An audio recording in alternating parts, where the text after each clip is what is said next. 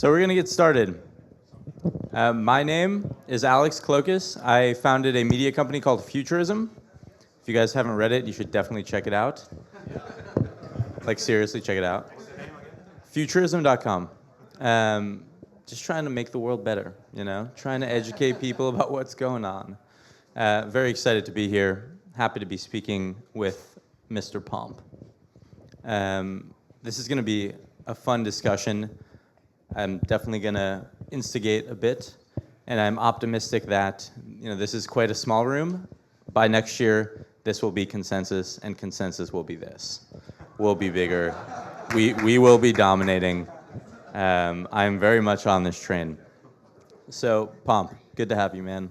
How you doing? I'm doing great. I'm shocked that so many people stuck it out all day. How's your blockchain week been? Well, I've gotten emboldened to say that the utility tokens are shit, and that's been a really popular sentiment. So you can start there. No, I think it's chaos over there. Yeah. Right? But that's okay. I think that the hype and the noise is it's good because it brings all the capital and attention. Some of the stuff will rise, and 95% of it will go to zero. Yeah. So we'll talk for 30 minutes. I think we'll kind of just riff on a bunch of stuff, and then maybe we'll do 10, 15-minute Q&A. So you jumped into the space, what, a year ago, maybe, blockchain? So we started building mining facilities like a year and a half, almost 2 years ago. Got it. And then security tokens like a little over a year ago. I told a story earlier. I met Steven online. Someone introduced us, and he was the first person I ever talked to that also thought security tokens might be a big deal. And I felt like I wasn't insane. And so that tell you how small it was. And now I've found rooms full of people, and so I think it'll continue to grow. But it's only been a year. Yeah. And was there an aha moment? Was that conversation the moment where you said, because you were doing VC before, right? A bunch of different VC type work. Yeah. No, so we were building mining facilities, and it was the reason why we were interested in the mining rather than the utility tokens, et cetera, was it was infrastructure. So we were like, look, we don't understand this well enough. I've got no clue which coin is going where. But this idea of like investing in a piece of hardware and real estate, and I can drive like 200, 300% annualized returns in infrastructure. I was like, well, I don't know anywhere else you can do that. So that's a good place to start. And as we kept looking at stuff, I think that my partner Jason and myself at the time, we were very interested in this idea of like, what are these things backed by? And everyone we talked to would give us some like ridiculous story that ended in nothing. And so we were like, well, what happens if they become backed by something, right? And then went down the rabbit hole, and next thing we know, we're like, holy shit, literally every asset's going to be on the blockchain, and this is going to be a huge wealth transfer, blah, blah, blah, whatever. And we said, let's just go focus on that. And so you decided to jump into the space in 3 ways, I suppose. Twitter. 1, you said, can I be top of funnel and be the loudest and most vocal about this trend? Which you certainly are. Congratulations. It's fantastic. And then you recently joined Morgan Creek, and you are also tokenizing a company. Is that right? Yep. So the Twitter thing, just to clarify, was an accident at first. Okay. Yeah. I tweeted about security tokens, and people went nuts. Like, everyone was like, what are you talking about? What is a security token? And I was like, whoa, interesting. And then I said something about, like, it's going to be Bitcoin and security tokens, and it brought out, like, all the trolls, and I was like, got it. Like, this is, I'm going to go here. And since then, just, has kind of taken off. And then Morgan Creek, Mark is here. There he is. And so Morgan Creek's a multi-billion-dollar asset manager. Has been around for 15 years. Historically has been this like firewall between large institutional capital, emerging markets, and technology. They were interested in blockchain. Jason and I were interested in blockchain.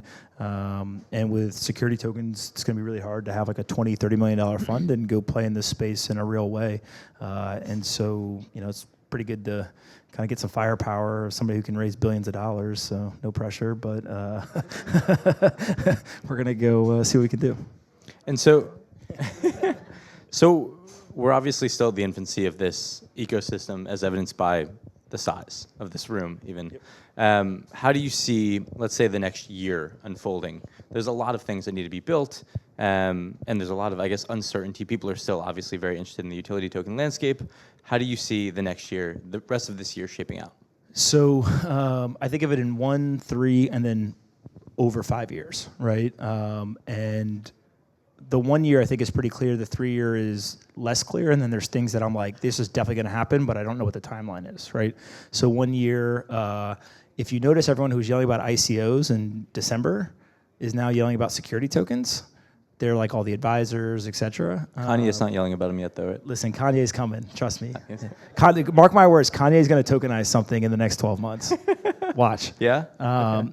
I mean, we'll keep see. trying. Keep trying. And so I think the big thing is we need the infrastructure, right? So I think people saw, there's Open Finance Network, there's T0, there's Templum, there's a whole bunch of infrastructure that's being built. Obviously, there's Securitize, CoinList, all the issuance platforms, there's protocols. So for the next year, that stuff will mature. And I think that I am of the belief that it is not a winner take all. It's a winner take most, probably. But there will be multiple winners. And just like we have in the traditional finance world, how many exchanges are there, right? You've got New York Stock Exchange, NASDAQ, TSX, London. I mean, you just go down the line, and they all serve different needs, right? Different geographies, different types of companies, et cetera. Same thing's going to happen here. And then I think also, if you look at like the 3 year mark, so my big kick right now that I can't put a timeline on, I wish it was 3, it's probably closer to like 7 to 10, is regulators are going to mandate every single company in the world digitizes their equity. So you will not be able to have a company of any real size or sophistication without doing this, which is very backwards, right, from what most people believe. You think of the whole crypto scene, everyone's like, oh, how do we get around the regulation? I'm just going to go to a different jurisdiction, like all that. The regulators spend a bunch of time, energy, and money trying to make sure that there is compliance within our financial system, right? Today, it's pretty easy for me to violate the law, and then they go try to figure out that I violated the law, build a case, enforce on me. That's millions of dollars, usually takes 2 years, like not a great system, but that's what we have today. Yeah. Well, when everything is digital, the protocol governs the compliance. And so they go from being reactive to proactive. And now all of a sudden, like if I want to make a non-compliant trade, I just can't, like the protocol won't let me. And so they just saved all that time, energy, money, and we actually go into this global world that's much more compliant than it is today. So they're going to be begging people to do this. Right? They're starting to understand that. The big questions are like, which protocol, right? Who writes it? Which protocol do you think? I mean, how are you feeling about that? I don't think that there's a protocol today that the SEC is going to sign off on and be like, cool, that's the law. Yeah. Right? Mainly because they aren't involved in creating any of them.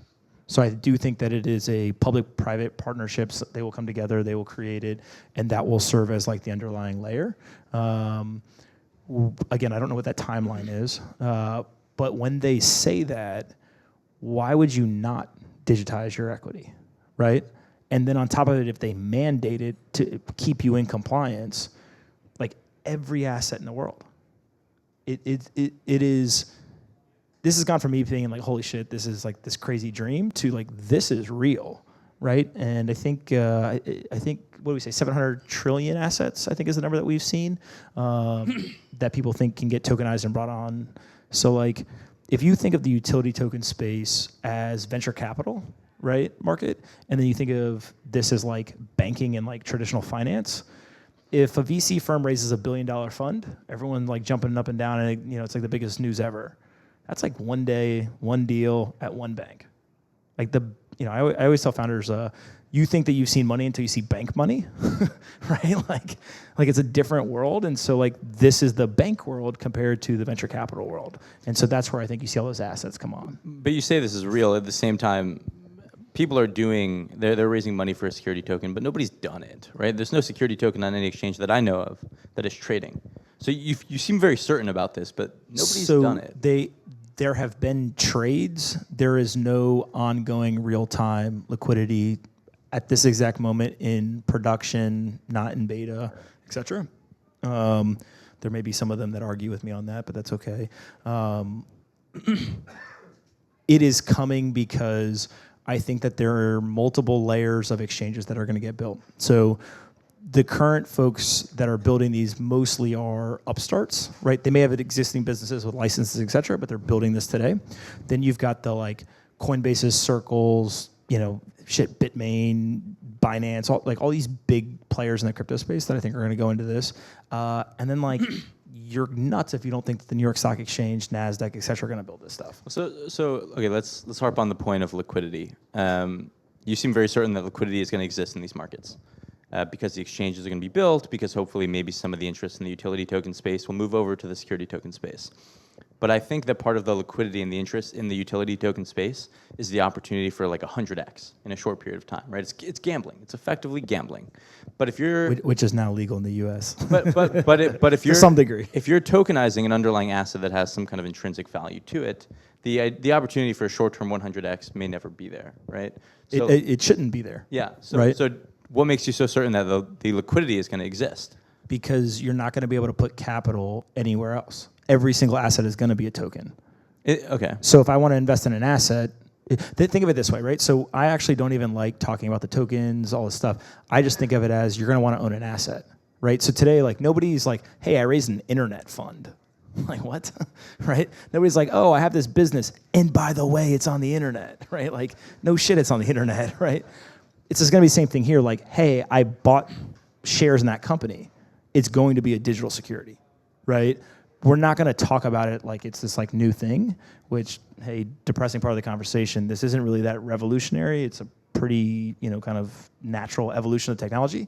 But today we're yelling and screaming about it. I'm the biggest culprit probably, or one of the biggest culprits, because I think that there's going to be a lot of money lost on the utility side. And also, like, if you look at what's happening on the utility token side, there's a lot of capital being put there for trades. Yeah. Those are not investments. Right? How many of you here have like legit invested in something other than Bitcoin that you think 10 years from now is going to be worth more than it is today? Okay. If it's not Ethereum, put your hand down. All right, so like that was like half the hands just went down, right? So like, okay, maybe there's 2, 3, 4 of them, but I think we saw today, somebody pulled a slide up earlier that had like 1,600 utility tokens listed on CoinMarketCap. Like we were just talking about like how many fucking networks do we need in our lives? Like, think about that for a second, right? Like 1,600 networks that are using a token to incentivize developers to build or users to use the network. It's just this is not sustainable, and so. I'm not a believer of like utility tokens have to go to zero for security tokens to win, but I think that most of the people who are running into the utility token space are looking at it as a trade, and when they do that, what ends up happening is like once the trade's over, they move on to the next shiny thing. So you think the utility token ecosystem, everything but Bitcoin is going to go to zero? I do believe that there's probably a handful that will be sustainable, right? So like I think there's going to be a smart contract protocol. Like there's a couple that I think will last. I am probably not best positioned to pick which ones those are. That's why we don't play there. Yep. The second thing is I think there's a lot of regulatory uncertainty because basically there's a new asset class in this. Like I issued a security, but it became a utility. We don't have laws that govern that. And do you feel like there's regulatory certainty on the security token side? There absolutely is, because if you look at what we're doing, all we are doing is we're taking the current equity, and I'm saying rather than give you a paper share certificate, I'm going to give you a digital token. I could say to you, I'm going to give you a rock. Yeah. I have 10 rocks, 10 shares of my company. If you own a rock and you come to me, you can redeem that for percentage of my company. Now, that doesn't make sense for a lot of reasons. I think one day we're going to look back and be like, wow, I can't believe we literally sent paper to people. Like, that was stupid. Right? Well, the technology wasn't there. Now it is, right? And so, like, I think, again, it's just like this evolution of technology that is driving all of this. We're all, the 100x returns is what we're all looking for. I mean, like, that's super sexy. Like, shit, I wish that we could be like, hey, we made 100x last year, right? But that's a trade, right? That's not a long-term investment thesis. And so, like, I think that that's the confusion right now is people think they're investing, but they're really trading. And at some point, like... I mean, look what happened on Wall Street. When the high-frequency traders came in, people get slaughtered, right? Well, guess what Coinbase just did? They're starting to turn the key. Here come the high-frequency traders. Like, good luck to all those people who were buying at the top of the market who now have to go against the computer. Like, what? So you're tokenizing a company right now. Do you want to walk me through kind of that process? So we've already tokenized the equity. Okay. 100% of the equity. 100% of the equity. Okay. So basically what we did was we took Inc. 500 company and the capital stack today, right? So all of the shareholders, we basically went to them and we said, hey, that paper share that you own is going to be not valuable anymore. It's not going to be worth zero. Instead, we're going to issue 1-to-1. We're going to swap your paper share for a digital token. That digital token will represent your share in the equity of the company. There's a whole bunch of advantages that come with that, but at that simple level, that's all that's going to happen. Is I'm going to take your paper, I'm going to give you something else. I can give you a rock, I can give you a digital token. And you did that through Reg D? So at the pure baseline, there's no issuance. Okay. So we just changed the company charter. Got it. Say, great, I take your paper, I give you a digital token. Now we're going to go fundraise, right? And so we're going to use Reg D, Reg S, and kind of go through that. Why investors want to invest? Global liquidity, right? They can send fiat or digital assets. There's all these advantages to doing that. But at the kind of what we've already said, okay, we've done this and put a stamp on, is we simply took paper shares, took them back, and said, here's your digital token. Like, again, sounds sexy when you're like, oh, we tokenized. Like, no, we just traded the shares. That's all we did. So then what happens? So now you have a handful of people with tokens that represent ownership in your company. You're assuming that in the next 12 months, there's going to be an exchange built. Right, and then people are going to be able to buy and sell equity. So again, the exchanges already exist, and there are what I would consider infrequent trades that are occurring, mainly because of the liquidity, not because of the infrastructure. Right, I think that there will be more and more infrastructure built, which will then help bring some of the liquidity. Custody is another really important piece. Right, so like most angel investors, if you talk to them and you're like, hey, where do you keep all of your investments? They're like, oh, in the filing cabinet at my house in like paper. And if there's an exit, like they literally go get the share and they send it into the company and they get their check. In the digital token world, a lot of them don't know how to do that. Like, what's the equivalent, right? And so, one, we've got to like teach them that. But two is like the people who win in this space on the exchange side. It's very similar to Coinbase. Like, how many of you have ever taken your private key or understand where your private key is stored when it comes to Coinbase?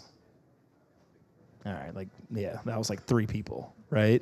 Like, if I told you right now, go get your private key off Coinbase, you have no clue, right? And by the way, that's not bad. That's the point of why Coinbase is valuable, right? Is because they manage your private key for you, and they do custody well, et cetera. Like, that's going to happen here. Similar to if anybody here ever bought a stock on like, I don't know, TD Ameritrade, E-Trade, like any of these platforms, right? Most people don't call up the company and be like, hey, send me my paper certificate. Yeah. It's electronically kept on the platform, and they just move it at some other future date. Yeah. Right? Same thing's going to happen here. And so if you're going through Reg D, and this is getting a little bit granular, we'll do this question, then we'll move back up to fun shit. Reg D, there is some kind of limitation to the amount of people that can hold equity in your company, right, before you have to go through reporting. And then you're going through full SEC reporting. If you pass, was it 2,000 people? Is that right? Yeah, so it depends. There's all kinds of different regulations. They have all different nuances to it. My kind of main takeaway on this is we believe that the companies that are going to do this first are not the startups. They're actually the mature companies. They've got the financial wherewithal to pay for it. They actually have enough skin in the game where it's important that they're regulatory compliant. They're usually raising large dollar amounts, right? And so they're able to go to highly sophisticated investors that can write bigger checks, and they don't run into some of these problems, right? I think that what you're going to see is as people start doing Reg A plus and all this stuff, the SEC just has more stopgaps, right, or kind of speed bumps that they put in front of people. And so Reg D, large fundraise, small number of investors, like there's a very specific profile of a company that's kind of down the fairway. That fairway will widen over time, but right now I think it's sticking with those types of opportunities is kind of the easiest thing. And so you think some big companies are going to tokenize first? Any particular type of company? I mean, like, fuck it. Let's look. 12 months. I think that. All right, 24 months. Amazon, Tesla, or Facebook has a coin that's being tested. I think that there's a large bank that is issuing, custodying, and has sold equity in the bank in the next, 18 months. And I think that, let's call it 36 months, a public company delists and does a security token offering, and all hell breaks loose. Right? Yeah. Oh shit! That idea just scared people. Right? Like enough public CEOs at like small cap companies that I've talked with are thinking about this. Because think about it. Why would I, like, okay, so let's talk about lies of the financial system, right? One, when you put your money in the bank, it's not your money anymore. First lie, right? You've been tricked. Second lie, the Western-centric financial system is actually a global free market. Not true. Ask a lot of international investors trying to invest in public equities. Incredibly difficult for them to do. The third thing is that there's no manipulation in the global or in the US-based financial system. Also not true.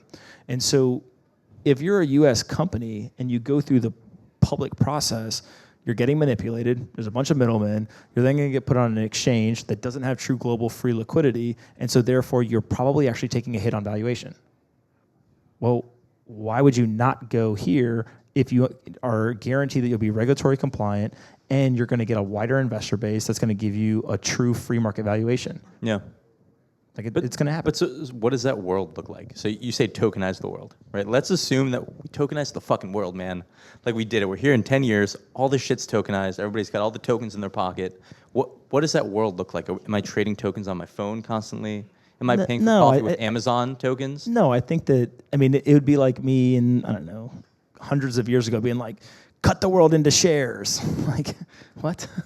Right? So like, there's definitely a element of like, it's attention grabbing. But again, you will invest your entire portfolio in what we're calling security tokens today. But we're not going to be like, oh man, you invested in that like municipal bond. We were just talking about somebody, right? Like you invested in that municipal bond that's a security token. No, you're just like, I invested in this bond, right? And it just happens that it's a digital share in the bond. And so like slowly but surely, it may take 5-10 years. We'll bring all this stuff and we'll digitize the equity. But this is also going to happen with debt, right? This is going to happen with a bunch of stuff. So I'll give you an example of something that I'm excited about. We, at Full Tilt, we invested in a company that what they do is they lend money to mobile apps that have a subscription service, right? So the monetization is through subscription, but they only can make their money on the App Store or Google Play. And what they do is they basically hook into your analytics, all of your marketing channels, and the app stores. They can see your money, right, or how much money you're making. They can predict it pretty well. And then what happens is when you get paid from those platforms, it goes to the company, and then they take their cut, and then they give you the rest, right? Interesting. Kind of acts like a smart contract to some degree. It's just not a smart contract. Well, imagine if debt, you lend money to a company, and then you're literally through the smart contract, they cannot do anything with the money until you're paid back. Yeah.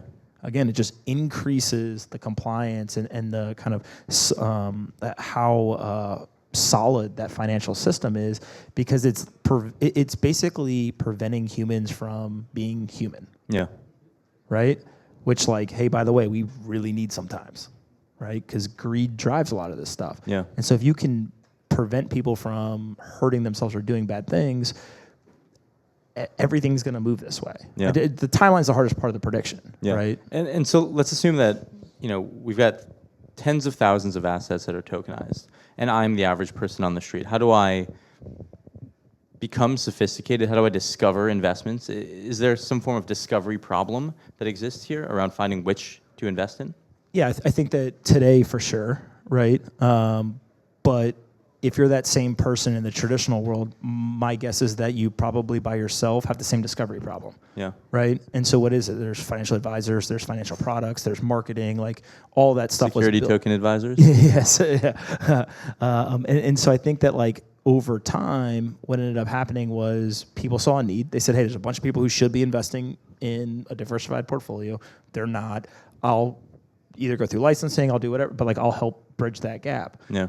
Same thing's going to happen here. And frankly, I think that the people who are going to capture a lot of value over the next, 3, 5, 10 years are those people in that position today. Yeah. Like they already understand portfolio construction. They already have a client base, et cetera.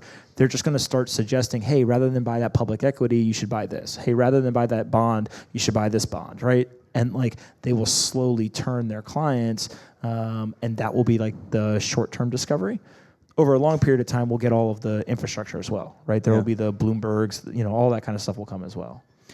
Do you think there's anything that could stop this from happening? Do you think regulators could jump in and just kill this? So I think that somebody asked me earlier today, do I think that U.S. regulators could stop this? Yes. Right?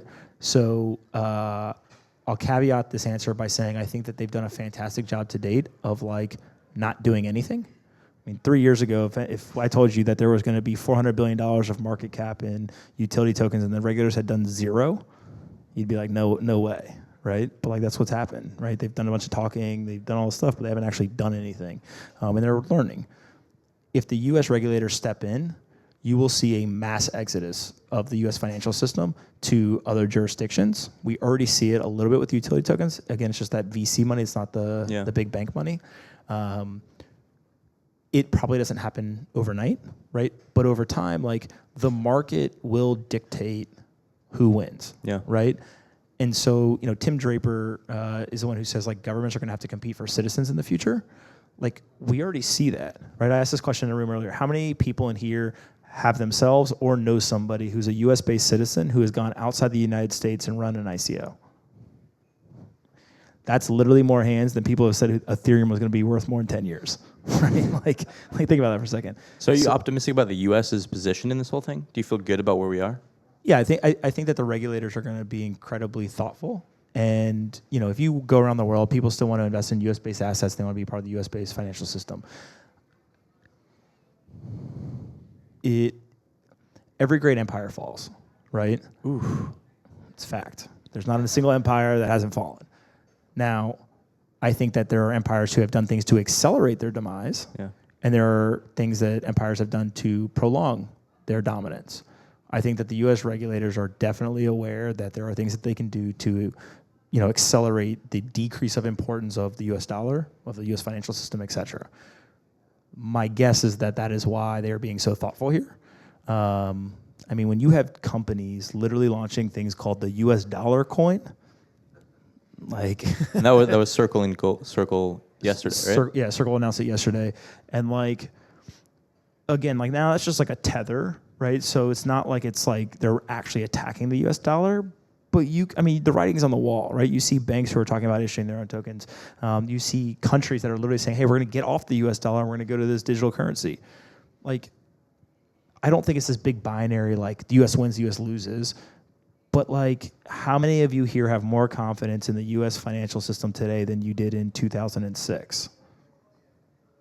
0 hands, for the record, 0 hands, right? 2008, right? All this stuff happens. And so like, the longer that you put your trust in organizations and centralized institutions, you don't deepen your trust, right? It just it's more time that they have to screw it up. Yeah. Right. So the whole idea. I don't even know who says this, but somebody's like, it takes 20 years to build a reputation and 2 minutes to ruin it. Same thing with trust in an organization, right? Yeah. Is there anybody in this space that you think is doing something particularly valuable? Somebody that you admire in the security token space? So in this niche, is there somebody that's really paving the way outside of you? Morgan Creek is the best. No. So I think that there's a couple of funds that have tokenized the LP interest, right? So you've got blockchain, you've got Spice, you've got Science Blockchain. I think there's a couple others that are trying it now. I think it's incredibly forward-thinking. It hasn't been easy for them, right? So I would put that. 2 is the exchanges are really difficult, right? You're literally trying to trade a quote-unquote new asset with outdated rules. So like they're figuring that out. So that's pretty good. And then I would argue that what Coinbase and Circle have done to date, I can't see a world where they don't enter. They've set all the breadcrumbs up, right? So custody, ERC20 support, all this stuff. These are massive businesses. Like Circle just raised money at a $3 billion valuation. I've heard that Coinbase is like over 8.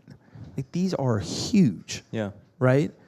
And they've done it really fast with relatively small teams, and I don't see it slowing down anytime. But do you feel like we're just centralizing on top of a new platform? Yeah. Hey, by the way, decentralization not gonna happen in the short term. Like, okay, cool. How many of you think that utility tokens are decentralized? Oh, 0. Actually, that's pretty surprising. I agree with you on this. Because guess what? 90-something% of them, or some very high percentage, are built on AWS. Like Jeff Bezos owns the utility token space. Like literally, how much of it is built on AWS? It's not decentralized. So like that is a pipe dream today. Yeah. Medium term, maybe we get to some decentralization, right? Long term, probably. But today, no way. Like it's not decentralized. It is. Remember the lies about the U.S. financial system? Like that is the big lie of crypto. It's not decentralized. What I think has to happen, and again, like everyone in here gets really excited about technology and like disrupting stuff and everything. You don't just go from like level 1 of a video game to the finish line. Like you kind of got to work your way in, and so you don't go from fully centralized to fully decentralized and like cross your fingers and hope the world survives, right? No, you go from like fully centralized to like pretty centralized, but with a little decentralization. Then like half and half. It's a good tweet. Pretty centralized with a little decentralization. That's blockchain. That's a good one, man. Jesus. What else? What else you got? Is there? I don't know. Questions? Yeah, Questions? let's Yeah. do questions. I don't have anything else. How the shift in fiat currency, how is that facilitated? Because it seems like that's something that really requires some sort of centralization of control. Yeah, the U.S. government's definitely going to be like, hey, we probably should have a digital token, or we're going to just see all the outflow, right? So here's a couple of stats for you. I can say this because I know Mark thinks that this is funny and agrees with me. The number one currency of choice for drug dealers, money launderers, and criminals around the world is the U.S. dollar. 80% of U.S. dollars literally have traces of cocaine on them. Like, let's not fool ourselves. Now, I think the last numbers I saw was cash is like 8% of the monetary supply, right? Or some low amount. It is a part of the economy, but it's actually not that big of the whole monetary supply. Most of it is electronic, right? So we're moving money electronically, credit, et cetera. For them to shift to a fully digital currency would be a big shift. It's not impossible to foresee. There are other countries around the world who have already committed to cashless societies. We'll see. A lot of promises right now. But I think that we're heading that way, and it probably falls into the Bill Gates quote of like, we overestimate what we can do in 2 and underestimate what we can do in 10 years, right? You're looking at me like I'm crazy. Does that go against the token system of having a fixed supply? Because with monetary policy, it's actually important to be able to control the monetary base. Of course. And so you think that they're going to shift or have their own kind of system in order to control the Money is just value. That's all it is. So like, if I convince you that I'm going to pay you in chairs and water bottles, and you say, okay, I'm giving you chairs and water bottles. If I say I'm going to give you a US dollar, then you take the US dollar, right? So there's multiple ways that it can be constructed. And again, the market will determine what wins, right? Now, there's a lot of things people can do to influence that, whether it's marketing, regulation, et cetera. But ultimately, we're all going to decide, because guess what? They can't force me to pay you in something. Right? They're going to try, probably, but they can't. What else? Come on, somebody's got something good. Oh, yeah, there's like cameras in here. Shit. So my question is more from a compliance standpoint. After the Reg D, like 1 year holding period of security tokens, when those tokens can now be traded with U.S. retail investors, is the compliance the same as a publicly traded company, or is it any different? And do you think that security token issuers will choose to just allow accredited investors to maintain the trading of those assets, or do you think they'll allow U.S. retail investors to participate as well? So I'm not a lawyer. It is a big question, right? I think that what ends up happening is today the rules are what they are. Over time, I think that we will see some sort of evolution of the law, just like we constantly see. If you look at what happens when a company goes public, there's a lockup for current investors. Other investors can trade, fairly freely immediately. I think that there's probably something like that ends up getting instituted here. But again, I don't know. I think that they'll be very thoughtful. And we're basically, again, we're trying to live in a new world using old rules. Like Reg D was not made for digital securities. And so like, there's plenty of people working on this. Godspeed to them, right? They'll figure it out. But I don't think that the world we are in today is a static world. Make sense? Access to global liquidity was, what you said, a big advantage for tokenized securities.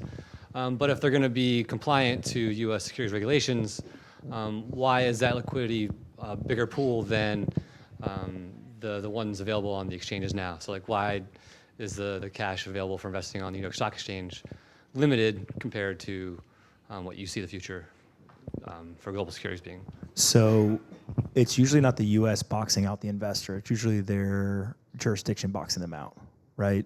And so one of the things that we're seeing already is, if somebody goes to the Securitize platform and holds one of these STOs, they can accept cash, like fiat currency, or a digital asset, which is being deemed property. So here's where, if you're a regulator sitting somewhere and you're like, all right, this isn't currency. And all of a sudden it's like, great, I'm going to send it in and I'm going to get digital shares in this company and I can send it cross border and I can break all the capital controls. Oh, wait, hold on, this might be currency, right? Like, you're in a little bit of a catch-22. I don't know where they're going to come out on it. As it stands today, there's a massive pool, right? And a lot of these fundraisers are being conducted where people are sending digital assets rather than fiat currency, right? They're breaking the capital control. It's completely legal. You could send a car in exchange for those shares. It just doesn't make sense. So you send other property, right? Digital asset.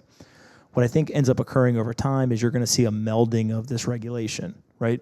The U.S. is still the kind of lighthouse on the hill, right? When it comes to a lot of regulatory things, there are certain areas of the world, all the people that you already think of when it comes to Malta, Cayman, Switzerland, et cetera, that will try to be more friendly to certain things.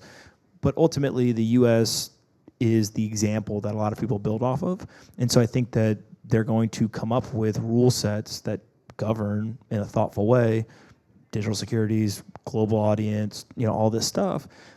If countries decide that they're going to, box investors out, the U.S. really can't do anything about that, right? But, look, the U.S. is not responsible for China's fiat capital controls. Some may argue on that, but for the most part, right? It's not like we say, hey, China, don't let people take your money out and put it in the U.S., right? Let's do one or two more questions. Hey, do you think that a security can have some sort of level of utility? Would that make sense in some cases, perhaps for governance or some sort of things like that? Yeah, the definition of a security is just a tradable asset, right? So, like, technically, if I can trade the asset, it's a security. Now, what I think has occurred to date is when people who are coming out of the utility token world want to come into the security token world, they're thinking of security token as, oh, I just KYC AML'd everybody, right? And so therefore I'm a security, and it's like I'm good, now I'm going to go be a utility. Maybe. I'm not going to do that, but maybe. We don't have any rules that govern this idea of like, I issued a security and then now we're going to go like use it within the network, right? Think about it this way, like, and this is an egregious example, but think about if I sold you shares in Chuck E. Cheese and then you went to the arcade and like put the shares in and like played the game. That's essentially what people are saying that they want to do. It makes no sense, right? Why would I take my equity and then put it into the arcade? Now, what I think will happen is, like, can we come up with some sort of system where I issue a security and there's like a split, or there's a 10-to-1, you get some utility tokens to use in the network and you still hold the equity. There's all kinds of different propositions, that are out there. I don't know which one's going to win. Frankly, I don't really care. I just want to know what the rules are and we'll go play within that sandbox. Right. This will be the last question. And what about if I do two kinds of operations? One for the security, meaning the ICO is a pure security, and another one just for the utility, or whatever the name they can give for using the network or the coins. Yeah, so like a utility token is just like a gift card, right? Like if Amazon issues a coin, they're not going to go raise money, right? Like, they don't need your money. They're going to go and they're going to use it as some sort of digital transaction unit of value within a network, right? Whether that's seen as money, gift card, whatever it is, right? Or credit. So they're two completely separate things, right? It's like saying, what would be? It's like, again, it's like saying, hey, I'm a business, and so I'm going to let you buy my equity on the internet, and then, oh, by the way, I also, like, here's a coupon that you can use when you check out on the internet. Like, they're not even related, and so I think that people are trying to like solve a problem because they're scared. Like, people are scared right now that regulators are going to come and they are going to enforce them because they sold unregistered securities. I'll point to 30 people that are very well known that told people, do not do this. Yeah, but there are certain countries that we can do this kind of operation. For instance, you do a kind of capital raising using a security token, and then after that, your platform needs these coins, or you need these coupons. We don't need the whatever. coins. So okay, I will do. We've gone for 30 years, and we had no coins. We had badges, streaks, all this other stuff, right? So there's incentive devices or mechanisms, whatever. But the point the regulators have, right? Regulators don't care if you create a token, a badge, a streak, whatever, you put in your app and use it to incentivize people. That's not the problem. The second that you start to raise capital from investors and you say, give me money and I'm going to take this and it should appreciate in value, right? The Howey test. That's when they step in and say, whoa, whoa, whoa, whoa.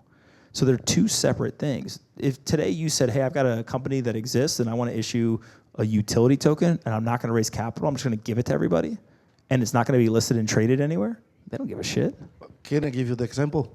Go ahead. We are building the transportation system for Europe. So we are raising money for doing the project. So this is the equity token. After that, you need to pay for the transportation system, and it's a complex clearing system. This is a utility token. You're going there, exchange euros, Why don't dollars. you just use one of the ones that exist? Sorry? Why don't you just use Bitcoin? Because the volatility. It's Okay, a package use a stable system. coin. We Why are does it have building- to be your coin? Because it's a stable coin, and it depends on the country. Maybe, right? My argument here is that it doesn't really matter if it's a coin or it's not, and so it has nothing to do with the fundraise. But if you just give it to people, do you want it to trade somewhere? No. You're right. There's nothing to do with the fundraising. I'm just saying the same operation, I'm going to do security. After that, 1 year later, I'm going to issue a kind of a utility token. It's totally different thing. You're totally right. I'm just asking is if this is legal here in US. Yeah, again, as long as you're not raising capital and it's not traded anywhere, they don't care, right? So I think we can jam on that later. Oh, I'm getting yelled at. But Pomp, this was fun, man. This was very fun. Absolutely. Thanks Thanks for coming, guys. Airbnb and Securitize. Oh, hey.